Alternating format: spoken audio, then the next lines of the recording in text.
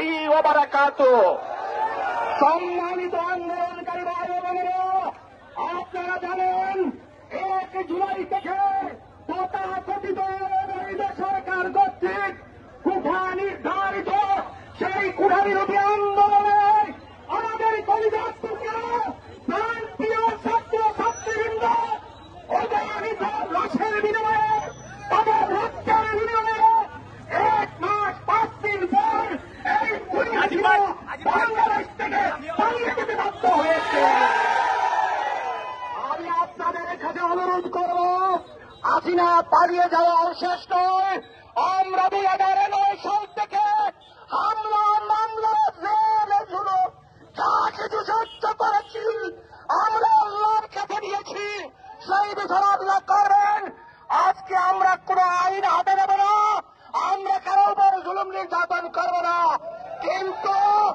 কিন্তু আমরা বলতে চাই আমাদের নিরীহ ছাত্র ছাত্রী এবং সাধারণ মানুষের উপর যে বা যারা জুলুম করেছে, আমাদের নথদর্পণে রয়েছে, আমাদের ভিডিও রেকর্ডে রয়েছে। ইনশাআল্লাহ আমাদের সামনে থেকে কেউ রেহাই পাওয়ার সুযোগ নয়।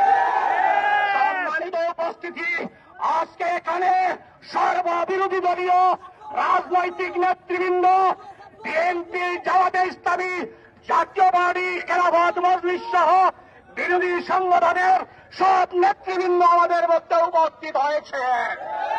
ছাত্র ছাত্রীরা যারা এই দীর্ঘদিন এই কোমলমুখী ছাত্র ছাত্রীদের ভবিষ্যৎ জীবনের মায়া ত্যাগ করে যারা আন্দোলন করেছে, তাদেরও ছাত্র প্রতিনিধি দায়িত্বশীলরা এখানে এসেছেন।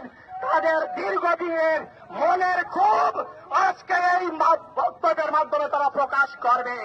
আপনারা সবাই ধৈর্য সহকারে আপনারা আজকের এই প্রোগ্রামকে সুন্দরভাবে বাস্তবায়নের জন্য সহযোগিতা করবেন ইনশাআল্লাহ।